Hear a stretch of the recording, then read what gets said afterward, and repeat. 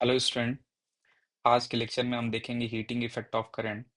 इसमें ये सारे टॉपिक कवर करेंगे। पहले हम देखेंगे हीटिंग इफेक्ट, उसके बाद देखेंगे electrical energy, electrical work, application of heating effect of current, electrical power और न्यूमेरिकल वगैरह इसमें देखेंगे हम। तो पहले स्टार्ट करते हैं हीटिंग इफेक्ट से।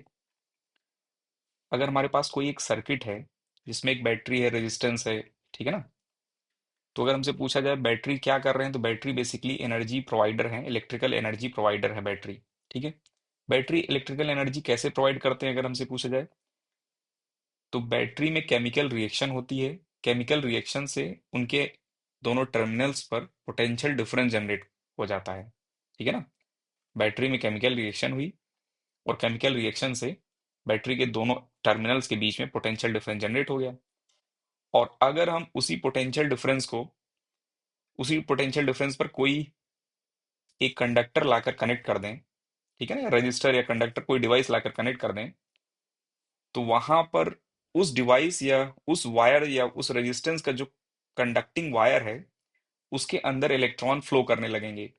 ठीक है ना। तो बैटरी का यही काम है कि इलेक्ट्रॉन फ्लो कराना है। इलेक्ट्रॉन फ्लो कैसे कराते हैं? By providing potential difference. जैसे ही पोटेंशियल डिफरेंस लगा देंगे, ठीक है ना, तो इलेक्ट्रॉन जो है या चार्ज पार्टिकल पोटेंशियल डिफरेंस में मूव करते हैं।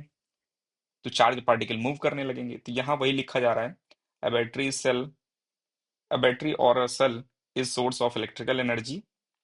The chemical reaction within the cell generates a potential difference between its two terminals, which set electron in motion through the connected conductor. ठीक है।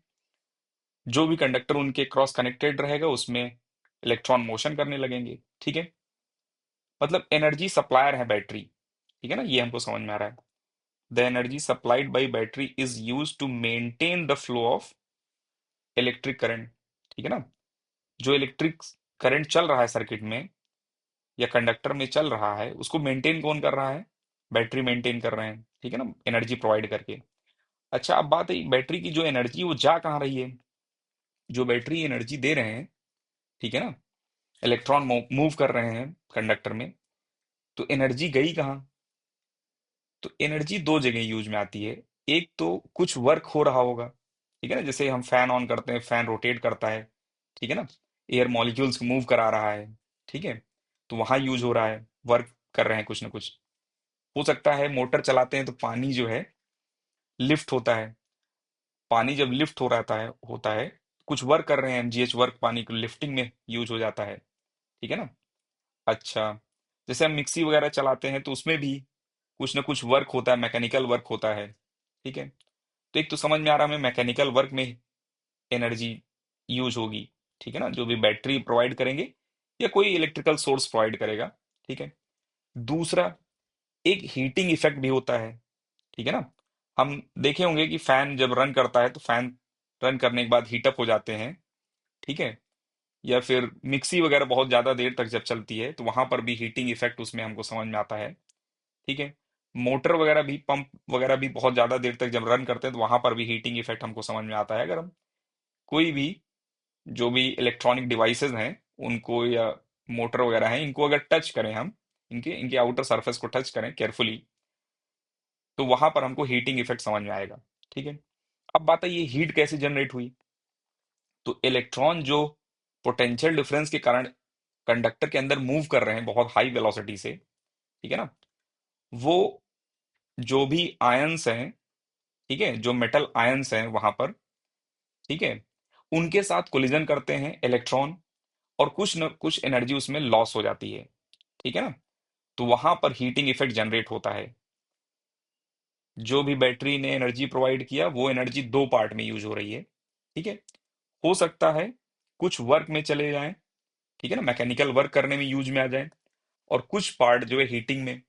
हीटिंग कैसे होगी? इलेक्ट्रॉन आयन वगैरह जो metal ion है उनके साथ जाके कोलिजन करेंगे, और उस कोलिजन में एनर्जी लॉस होगा।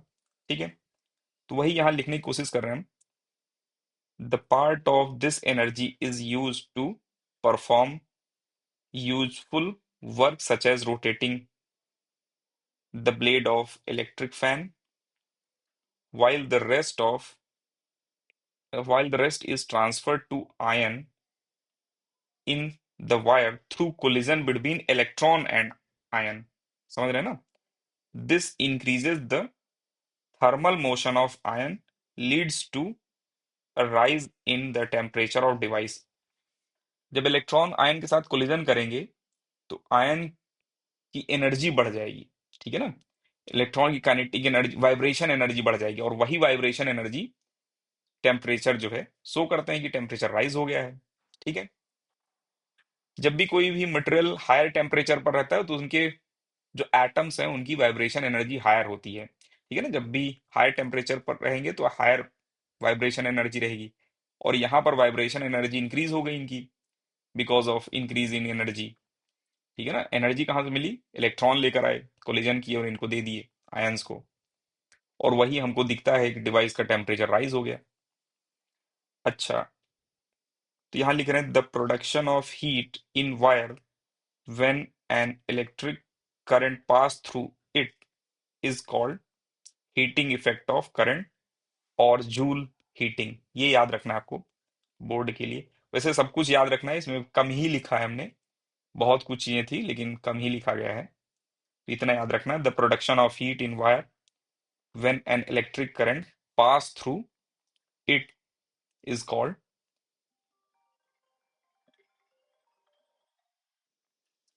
तो ये लाइन हमें याद रखनी है, the production of heat in wire when an electric current passes through it is called heating effect of current, और जूल इफेक्ट, जूल हीटिंग बोलते हैं इसको, ठीक है? ये याद रखना, बोर्ड के लिए इंपॉर्टेंट है, लाइन पूछा जाएगा आपसे। अच्छा, यहाँ पर वही लिखा हमने कि अगर हमारे पास फैन है, ठीक है ना, यहाँ पर लिख रहे हैं हम, अगर हमारे पास फैन लाइक डिवाइस है तो कुछ पार्ट मैकेनिकल वर्क होगा, कुछ पार्ट हीट में कन्वर्ट होगा, ठीक है ना? और अगर हमारे पास प्योर रजिस्टर है, प्योर रजिस्टर, ठीक है ना, प्योर रजिस्टर है, कोई वायर है, केवल कोई मूविंग पार्ट नहीं, उसमें कोई मैकेनिकल वर्क नहीं हो रहा है, तो पूरा का पूरा जो एनर्जी है, इलेक्ट्रिकल एनर्जी है, वो हीट में कन्वर्ट होगा, ठीक है ना? यहाँ लिख रहे हैं हम, ये इन devices like electric fan some energy is used to perform mechanical work and some converted into heat, ठीक है ना? which is why the fan become warmer after some time, ठीक है ना? कुछ हीट में कन्वर्ट हो गया जिसके कारण फैन हीट अप होते हैं थोड़े से। In a pure resistor circuit such as one consist of only resistor, ठीक है ना, कोई सर्किट है जिसमें केवल रजिस्टर ही है, प्योर रजिस्टिव सर्किट है, the entire electrical energy dissipated in heat, dissipated means loss होना, ऐसा समझ लो, डेसिपिएटेड इन हीट, ठीक है, हीट में लॉस होगा यहाँ पर। अच्छा, अब हम देख रहे हैं इलेक्ट्रिकल एनर्जी या electrical work, both are same thing. यहाँ लिख रहे हैं the work done by source to maintain value of current in circuit known as electrical energy. ये थोड़ी अच्छी डेफिनेशन लिख दिया। इलेक्ट्रिकल वर्क भी बोल सकते हैं हम, इलेक्ट्रिकल एनर्जी है, ठीक है ना? The work done by source to maintain the value of electrical current in the circuit is known as electrical energy, ठीक है? ये थोड़ा कॉम्प्लिकेटेड डेफिनेशन है लेकिन याद रख सकते हैं आप, ठीक है ना? कि कोई इलेक्ट्रिकल डिवाइस है, कोई इलेक्ट्रिकल सोर्स है, ठीक है ना, इलेक्ट्रिकल एनर्जी के सोर्स है, जस्ट लाइक बैटरी, वो किसी डिवाइस में करंट फ्लो होती रहे, इसके लिए जो भी उनको एनर्जी देना पड़ेगा, ठीक है ना, उस करंट को मेंटेन करने के लिए उसको बोल देंगे हम इलेक्ट्रिकल एनर्जी, ठीक है? या फिर जितना वो वर्क कर रहे हैं, ठीक है ना, जितना एनर्जी प्रोवाइड कर रहे हैं वही वर्क भी बोल देंगे इलेक्ट्रिकल वर्क है। तो इलेक्ट्रिकल एनर्जी और electrical work both are same thing, ठीक है? और वर्क डन अगर हमसे पूछा जाए, वर्क डन होता है, ये पढ़ चुके हैं हम, charge flow multiply by potential difference, charge flow multiply by potential difference, final minus initial. और ये भी बताया गया था कि जहां पर भी डेल्टा वी लिखा जाएगा, डेल्टा वी को हम वी से रिप्रेजेंट करेंगे, और we stand for delta V, ठीक है ना, बार बार हमें डेल्टा वी ना लिखना पड़े। ठीक है ना, इसलिए हमने वी ही लिख लिया था पहले। तो यहां पर देखना, अगर क्यू चार्ज है, ठीक है ना, और वी क्या है, potential difference.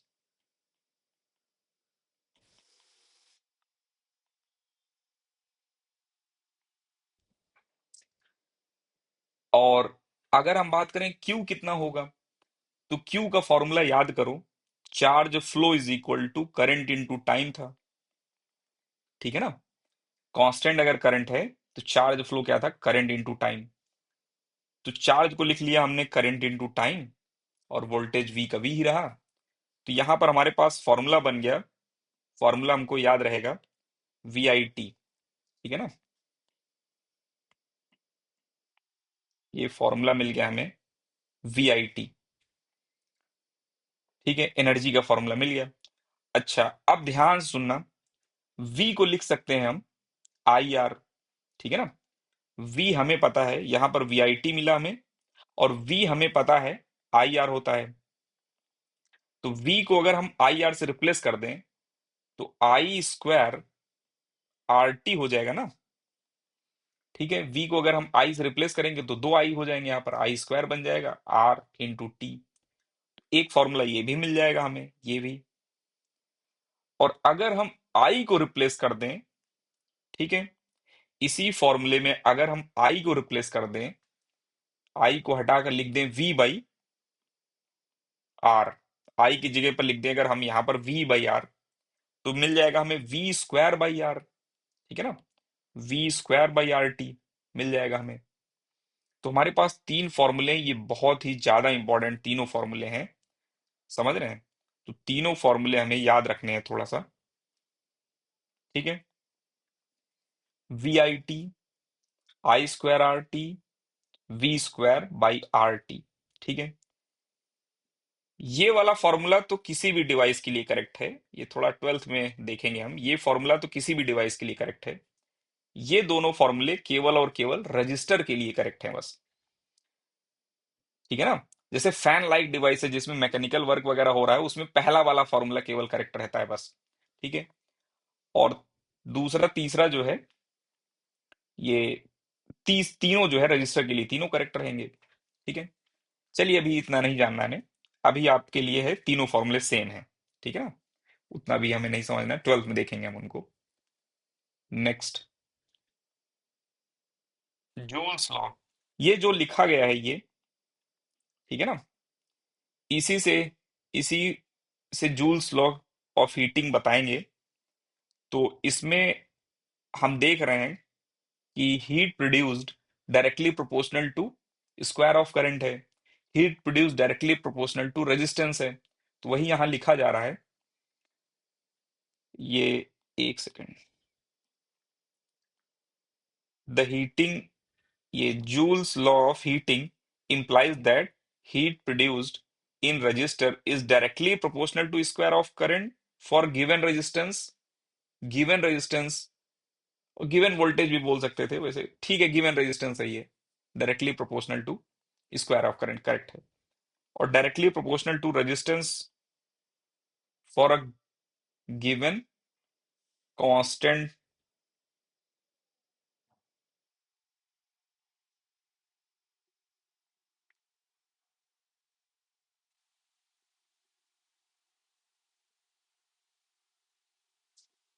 Given constant current.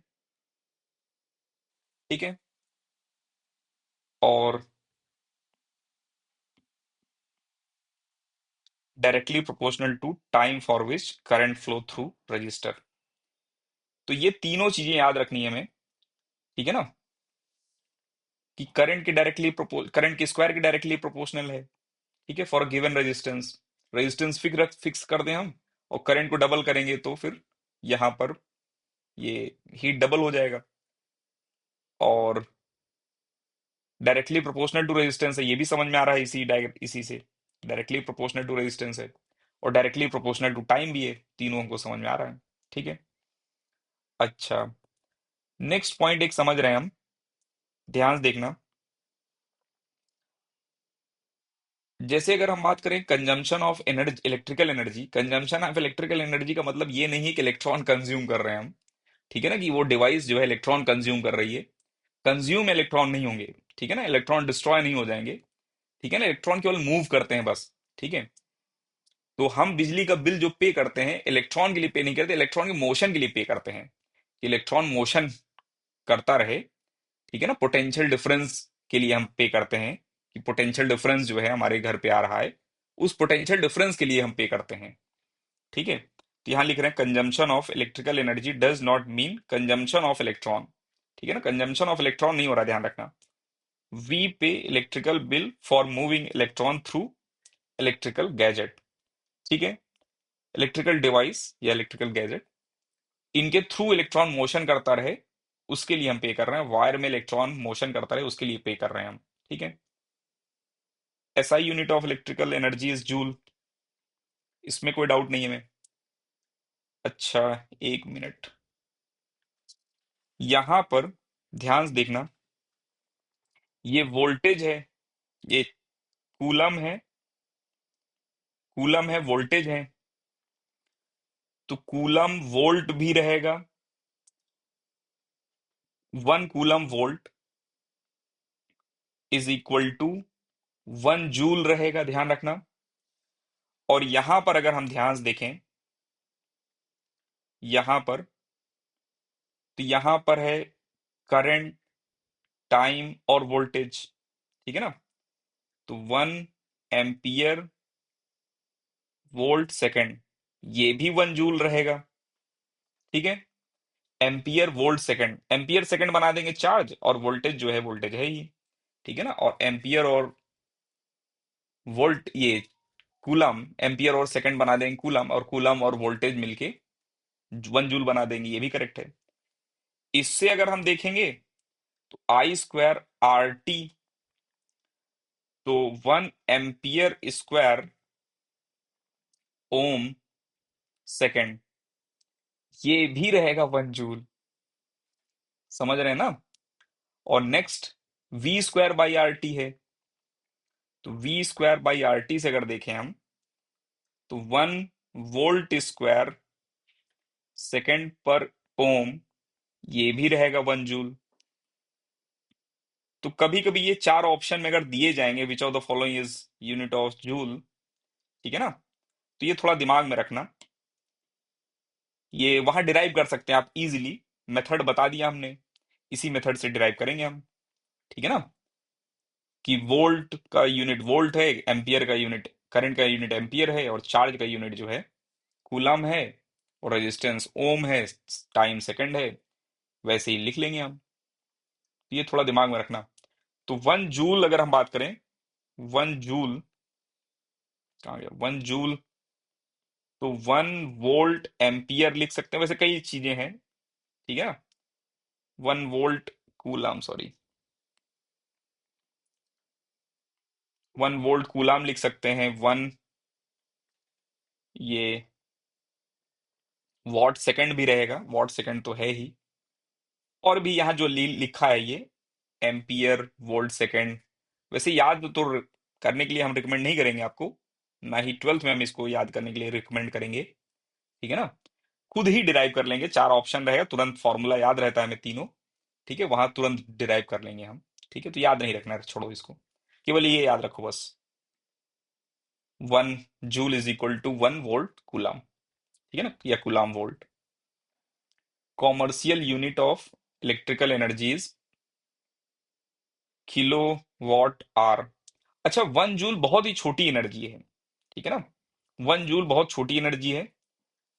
जैसे अगर हम बात करें, एक, आपने घर में सुना होगा 1 यूनिट इलेक्ट्रिसिटी यूज हुआ, 2 यूनिट इलेक्ट्रिसिटी, 30 यूनिट का बिल आया है, 40 यूनिट का बिल आया है, तो यूनिट काफी बड़ी एनर्जी की यूनिट है, ठीक है ना, 1 यूनिट, ठीक है, 1 यूनिट काफी बड़ा क्वांटिटी है, ऐसा समझ लो एनर्जी के। 1 जूल बहुत छोटी है, तो अगर हम जूल में मेजरमेंट करने लगे, तो हमें बोलना पड़ेगा 10⁶ यूनिट बिल, ये 10⁶ जूल का बिल आया है, 40 × 10⁶ का बिल आया है, 100 × 10⁶ का बिल आया है, ठीक है ना, तो बहुत कॉम्प्लिकेटेड हो जाएगा बोलना वो, इसलिए एक बड़ी यूनिट बनाई गई जिसको बोलेंगे हम 1 किलोवाट आवर। अब बात है 1 किलोवाट आवर कितना रहेगा एनर्जी। ठीक है, तो 1 किलोवाट आवर ध्यान रखना ये एनर्जी की यूनिट है, पावर की नहीं है, पहली बात। ठीक है, ये एनर्जी की यूनिट है, जस्ट लाइक जूल एनर्जी की यूनिट है। ठीक है, किलोवाट आवर है। 1 किलोवाट की डिवाइस, ध्यान सुनना, 1 किलोवाट की डिवाइस अगर 1 घंटे तक रन करते हैं, ठीक है ना, 1 kilowatt device operate for 1 hour, ठीक है ना, then 1 kilowatt hour energy is consumed. ठीक है ना, तो यहां लिख रहे हैं हम commercial unit of energy is kilowatt hour, also known as unit. ठीक है ना, ध्यान रखना यूनिट बोलते हैं, 1 यूनिट, 2 यूनिट, 3 यूनिट, यूनिट बोलते हैं इसको। 1 kilowatt our is amount of electrical energy consumed when electrical appliances given a power rating 1 kilowatt and used for 1 hour। तो 1 किलोवाट पावर रेटिंग वाला, ठीक है ना, डिवाइस अगर 1 घंटे तक रन करता है तो हम बोलते हैं 1 किलोवाट एनर्जी, या फिर 1 किलोवाट आवर एनर्जी, या फिर 1 यूनिट एनर्जी। ठीक है, तो 1 किलोवाट है, तो 1 kilo means 1000 watt, run for 1 hour, 1 hour means 3600 second. इसको मल्टीप्लाई करेंगे तो आ जाएगा 3.6 इंटू 10 की पावर 6 जूल। ठीक है, ये समझ गए हम, ये याद रखना थोड़ा सा, ये पूछा जा सकता है, what do you mean by 1 unit, what do you mean by 1 kilowatt hour energy. ठीक है, और अगर हमसे पूछेंगे व्हाई वी यूज 1 यूनिट, ठीक है ना, 1 kilowatt hour unit as a work not joule, तो हम बोल देंगे because joule is very small, ठीक है ना, अमाउंट ऑफ एनर्जी। ठीक है, फॉर कॉमर्शियल मेजरमेंट, ठीक है, कॉमर्शियल मेजरमेंट जब करेंगे हम तो वहां पर जूल बहुत ही छोटी यूनिट है। ठीक है, अब अब हम देखेंगे application of heating effect of current. अगर कोई कंडक्टर है, उसमें करंट फ्लो हो रहा है, ठीक है ना, तो वहां पर हीट जनरेट होगा ही होगा। ठीक है, अगर कोई कंडक्टर है उसमें हीट करंट फ्लो हो रहा है तो उसमें हीट जनरेट होकर ही रहेगा। ठीक है ना, ये अनअवॉइडेबल है, ऐसा हो ही नहीं सकता ये हीट जनरेट ना हो। ठीक है, सुपर कंडक्टर वगैरह में हीट जनरेट नहीं होता है, लेकिन अगर हम बात करें कंडक्टर की तो वहां पर हीट जनरेट होगा ही होगा, चाहे कम हो या ज्यादा हो, लेकिन होगा। ठीक है, तो यहां लिख रहे हैं हम heat generation in conductor is unavoidable with current and often undesirable. ठीक है ना, हम चाहते भी नहीं, कहीं कहीं ज्यादातर जगह पर हम नहीं चाहते कि हीट जनरेट हो, लेकिन होगा। ठीक है ना, as it waste energy and affect device. ठीक है ना, एनर्जी का वेस्टेज होता है और डिवाइस भी खराब होती है हीटिंग से। ठीक है, अच्छा, लेकिन कुछ जगहों पर यूजफुल है, जैसे पहला देख रहे हैं हम, however the heating effect of current is useful in heating device में यूजफुल है, like electric iron, toaster, oven, kettle and room heater. इन सभी डिवाइसेस में हीटिंग इफेक्ट, ये नाइक्रोम कॉइल वगैरह लगाकर हम हीट कराते हैं, हीटिंग लेते हैं। ठीक है ना, हीट जनरेट होता है उससे, और यूज करते हैं हीटिंग में यहां पर। अच्छा, दूसरा एप्लीकेशन, फिलामेंट बल्ब आपने देखा होगा, ये वाली बल्ब, इसमें ये फिलामेंट जो है, यहां से यहां तक का पोर्शन केवल, ठीक है ना, यहां जो ये दिख रहा है केवल ये इतना केवल टंगस्टन है बस। ठीक है ना, तो ये टंगस्टन है, और ये फिलामेंट बल्ब है। ये वर्क कैसे करते हैं, इसमें जब करंट पास होता है इतनी हाई हीटिंग होगी, बिकॉज ऑफ हाई हीट ये रेड हॉट हो जाएंगे, उसके बाद येलो कलर के हो जाएंगे। ठीक है ना, बिल्कुल व्हाइट कलर के दिखने लगेंगे, बहुत हाई टेम्परेचर हो जाएगा, बिल्कुल व्हाइट कलर के दिखने लगेंगे हमें। ठीक है ना, तो हीटिंग के कारण ये एनर्जी रेडिएट कर रहे हैं। हीटिंग से भी एनर्जी रेडिएट करते हैं, लेकिन मोस्ट ऑफ द लाइट के फॉर्म में भी ये एनर्जी रेडिएट करते हैं, लेकिन लाइट के फॉर्म में कम ही इनका एनर्जी रहता है। ठीक है ना, ये बहुत ज्यादा इफिशियंट बल्ब नहीं माने जाते हैं, जैसे एलईडी वगैरह है उसमें लगभग करके 90-95% जो है एनर्जी हमको लाइट से मिलता है। हीटिंग बहुत कम होती है, लेकिन यहाँ पर ज़्यादा हीटिंग होती है। हमको 20-30% एनर्जी मिलता है लाइट बस। ठीक है। अच्छा, अब बात है यहाँ पर हम टंगस्टन वायर क्यों यूज कर रहे हैं, नाइक्रोम क्यों यूज नहीं किया। तो जब ये हीटिंग होती है तो इनका टेम्परेचर रहता है लगभग करके ये 2500 से लेकर 3000 तक रहता है। इनके बीच में टेम्परेचर रहता है। इस टेम्परेचर पर नाइक्रोम वायर मेल्ट हो जाएगा। नाइक्रोम वायर आई थिंक 1400 वगैरह रहता है उसका मेल्टिंग पॉइंट। तो नाइक्रोम वायर तो मेल्ट हो जाएगा, नाइक्रोम वायर यूज ही नहीं कर सकते। ठीक है ना। और टंगस्टन का मेल्टिंग पॉइंट होता है 35,000, 35,000 कुछ है, ये 33,880, 3380, ठीक है ना। 3500 है। अच्छा, एक मिनट, गलत बोल गया क्या मैं। तो ये 3500 है टंगस्टन के। ठीक है। और मेल्टिंग पॉइंट तो यहाँ पर मेल्ट नहीं होगा ये इस टेम्परेचर पर। ठीक है ना, इसलिए टंगस्टन हम यूज कर रहे हैं, नाइक्रोम वगैरह यूज नहीं कर सकते यहाँ। लेकिन इसके साथ एक समस्या है। टंगस्टन अगर हम इतने टेम्परेचर पर लेकर चले गए, ठीक है ना, तो ये ऑक्सीडाइज हो जाएगा। एयर में, एटमॉस्फेयर में जो प्रेजेंट ऑक्सीजन है उसके साथ ये रिएक्ट कर जाएंगे। ठीक है ना, क्योंकि ये मेटल है, एलॉय तो है नहीं। ठीक है, इसलिए ये रिएक्ट कर जाएंगे, रिएक्शन कर लेंगे, ऑक्साइड बना देंगे। जस्ट लाइक आपने देखा होगा मैग्नीशियम ऑक्साइड बर्न होता है, व्हाइट कलर मिलता है हमें मैग्नीशियम ऑक्साइड का। तो ऐसे यहाँ टंगस्टन ऑक्साइड वगैरह मिल जाएगा हमें। अच्छा, तो इस प्रॉब्लम से दूर बचने के लिए क्या किया गया, ये ग्लास का, ठीक है ना, इन्वायरमेंट क्रिएट किया गया, और इन साइड जो है इन रिएक्टिव गैस जैसे आर्गन रख दिया गया। ठीक है ना, नियॉन रख सकते हैं हम, आर्गन रख सकते हैं, और ये नाइट्रोजन वगैरह भी रखे जाते हैं आई थिंक। हाँ, नाइट्रोजन वगैरह भी रख सकते हैं, नाइट्रोजन से भी ये रिएक्शन नहीं करता है। ठीक है। तो यहाँ वही हम लिखा है वही रीड कर रहे हैं अब। The electric heating is also use to produce light as in electrical bulb. ठीक है। The filament generate heat become very hot and emit light. ठीक है ना। It must not melt at such temperature, so a strong metal with high melting point such as tungsten, melting point 3380, is used for making filament bulb। तो इतना high temperature रहेगा तो जिसका melting point high होगा वही use करेंगे हम। The filament should be thermally isolated as much as possible using insulating supports like। ये बेसिकली बात कर रहे हैं जैसे यहाँ पर ये जो सपोर्ट लगाए गए हैं, ठीक है ना, ये इंसुलेटेड मटेरियल का लगाया गया है। अदरवाइज इतना हाई टेम्परेचर रहेगा, ठीक है, वो हीट फ्लो करा देगा, बहुत ज्यादा हीट फ्लो हो जाएगा।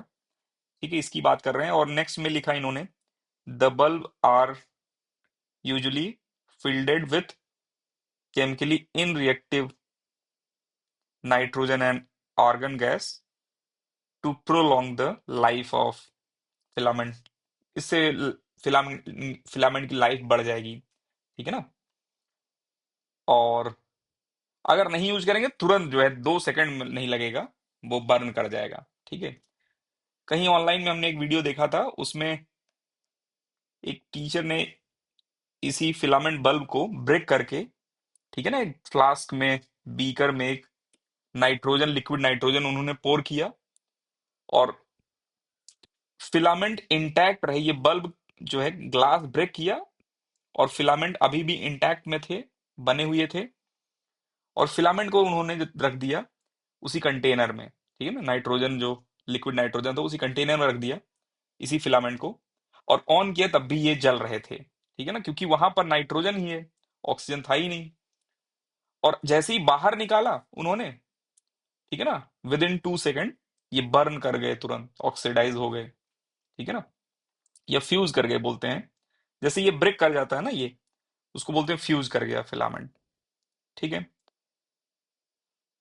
Most of the power consumed by filament appear as heat, ज्यादातर इसमें हीट में ही कन्वर्ट होगा, 80% 70% हीट में ही कन्वर्ट होगा, but a small part of it is in form of light radiated. थोड़ा अमाउंट जो है लाइट भी मिलता है हमें, 30% लगभग करके, 30-20% मिलता है। एग्जैक्ट नंबर तो याद नहीं है हमें, ऐसा ही कुछ है। ठीक है, ये 1 मिनट देख ले रहे हैं। इनकी इफिशियंसी बहुत ही गड़बड़ है, ये 7-10% ही इफिशियंट रहते हैं बस। ठीक है ना, 20 मैं गलत बोल गया, 7-10% ही इफिशियंट रहते हैं। ठीक है, बाकी सारी एनर्जी हीट में कन्वर्ट होती है। तीसरा एप्लीकेशन देख रहे हैं हम, फ्यूज वायर में यूज किया जाता है। ठीक है ना, जैसे मान लो कोई सर्किट है, यहाँ कोई बल्ब वगैरह लगे हुए, ये यही बल्ब ले लेते हैं मान लो, यहाँ पर मान लो ये किसी बैटरी से कनेक्टेड है बल्ब, और यहाँ पर हमने एक डिवाइस लगा रखा है। ठीक है, अभी समझेंगे हम डिवाइस का काम क्या है। एक डिवाइस ये लगा रखा है, ये डिवाइस 2 एम्पियर ज्यादा करंट जाने ही नहीं देगा। तो अगर बैटरी का वोल्टेज हम चेंज कर दें, बढ़ाते गए, तो जैसे ही 2 वोल्ट से ज्यादा, 2 एम्पियर से ज्यादा करंट होगा, ये जो डिवाइस है ये डिवाइस ब्रेक कर जाएंगे। ठीक है ना, ये डिवाइस ब्रेक कैसे करेंगे, यहाँ पर मेल्टिंग वगैरह हो जाएगा। जो वायर है इसमें जब 2 एम्पियर ज्यादा करंट जाएगा, ठीक है ना, वेल टेस्टेड ये वायर रहते हैं, वेल टेस्टेड, इतना करंट जाएगा तो ये मेल्ट कर जाएंगे, पहले से ही हमें पता है। ठीक है ना, कि 2 एम्पियर से करंट ज्यादा जाएगा तो मेल्ट कर जाएंगे। ठीक है, तो ये सेफ्टी डिवाइस की तरह हो गया। ठीक है ना, मान लो हमारे पास एक बल्ब है जिसमें बोला गया 1.8 एम्पियर ज्यादा करंट नहीं जानी चाहिए। ठीक है ना, अदरवाइज ये बल्ब फ्यूज कर जाएंगे।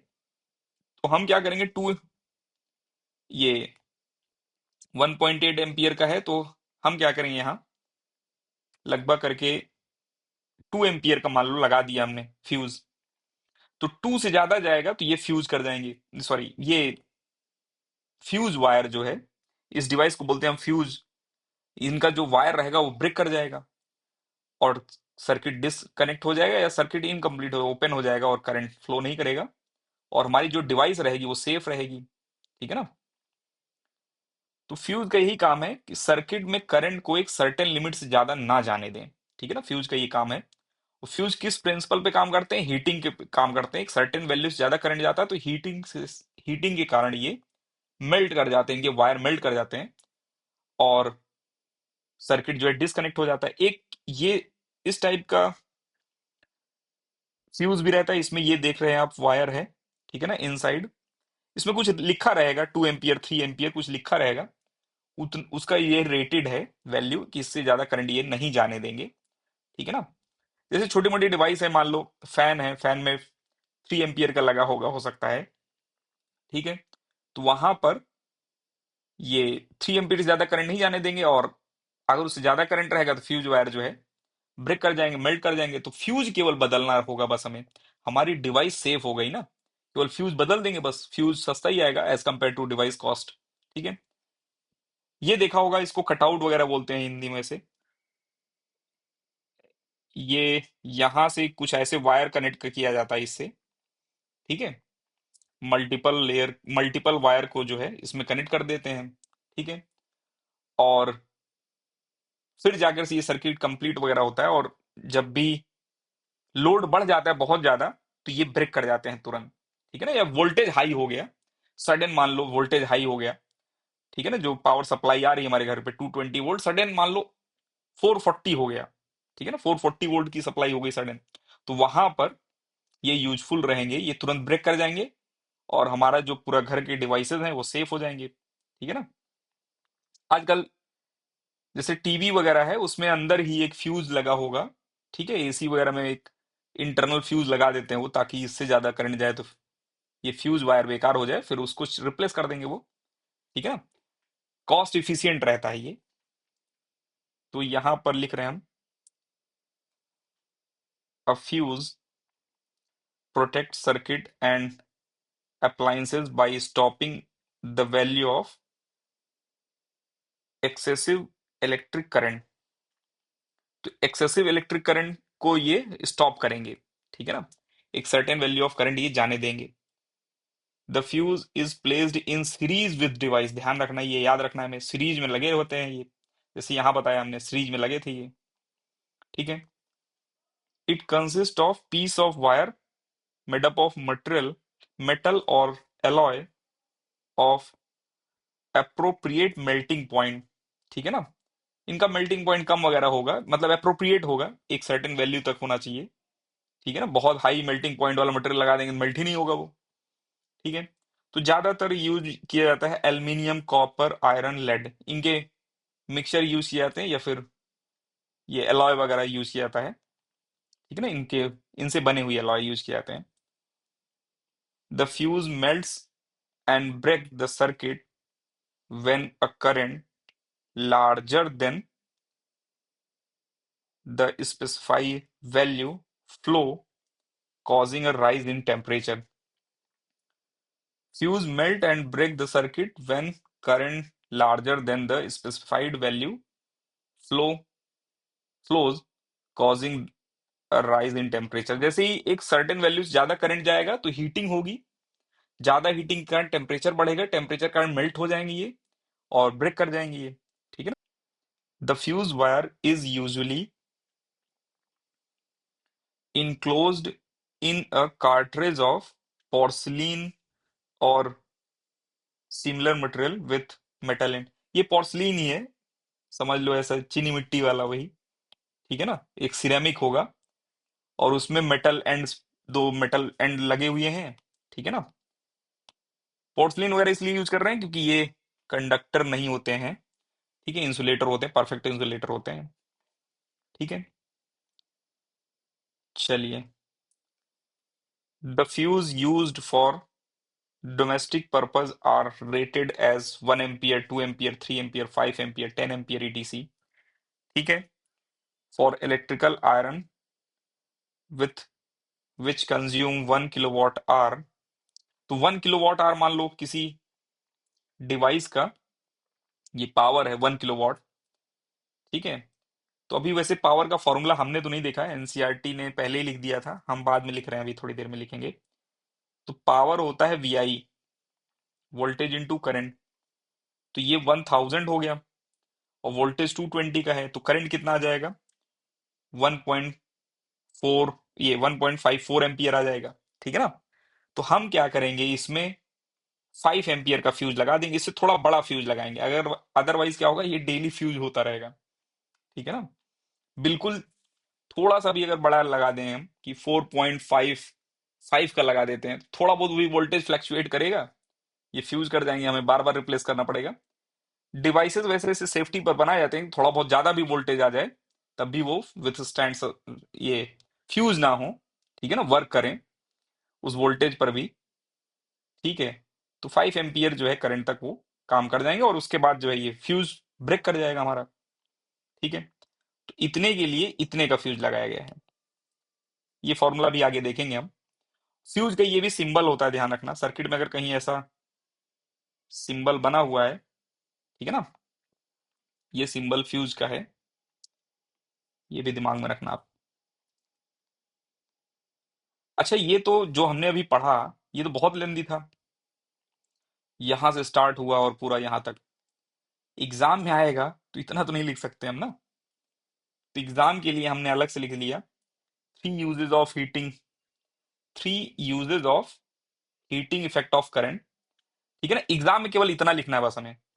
पहला, used in electrical heating appliances such as electric iron, electric kettle, roast, ये toaster, oven, room heater, water geyser. ठीक है। दूसरा, यूज्ड इन इलेक्ट्रिकल बल्ब, ठीक है ना, to produce heat, to produce light by heating the filament unit, it glows, इतना लिख देंगे बस। और तीसरा, यूज्ड इन इलेक्ट्रिकल, ये used in electric fuse to protect household, ठीक है ना, वायरिंग एंड अप्लायंसेज। ठीक है, electrical appliances by melting and breaking the circuit when excessive current flows. केवल इतना लिखना है बस हमें, समझ रहे हैं, ये पूरी कहानी नहीं लिखना है, ये पूरा जो लिखा गया है, इतना आप लिख नहीं सकते एग्जाम में। तो आप जो है पॉज करके इसको नोट डाउन कर लेना, बोर्ड के लिए इतना ही रहेगा, 3 लाइन, इतने में काम बन जाएगा हमारा, मार्क्स फुल मिलेंगे हमें। ठीक है, चलिए नेक्स्ट हमें देखना है ये इलेक्ट्रिक पावर। ठीक है,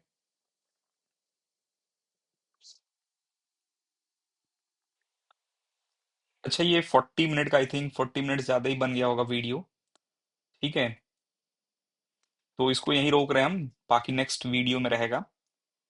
और नेक्स्ट में रहेगा, नेक्स्ट में मेनली न्यूमेरिकल ही रहेंगे ज्यादातर। ठीक है, तो नेक्स्ट वीडियो में देख लेना आप। बाकी ये वीडियोस आप अपने क्लास के फ्रेंड्स के साथ शेयर कीजिए, ठीक है ना, कि ये कंटेंट बहुत अच्छा है। और हम जैसे 12th में पढ़ाते हैं, 11 12 में ये 13 के बच्चों को, जो रिपीटर वाले रहते हैं बच्चे। ठीक है, फिजिक्स पढ़ाते समय हमें जो दिक्कतें आती हैं, जो उनका बेसिक वगैरह उतना क्लियर नहीं रहता है, तो उसके लिए मेनली ये बनाया गया है, ताकि बेसिक क्लियर रहे हमारा। ठीक है ना, ताकि जो मतलब एक बोर्ड देना होता है, एक जो है जेई या नीट के लिए पढ़ाई होती है, तो ये जेई या नीट अगर आप देना चाह रहे हैं, ठीक है ना, उनके लिए बेटर रहेगा। ठीक है, थोड़ा सा प्लस रहेगा ये। ठीक है, लेकिन एक दो बार आप देख सकते हैं वीडियो, यहाँ तो अवेलेबल है कि बार बार आप रिपीट रिप्ले कर सकते हैं। तो 2 बार देख लेंगे तो हमें लग रहा है वो समझ में आ जाएगा आपको। ठीक है, फ्रेंड के साथ शेयर कीजिए। ठीक है।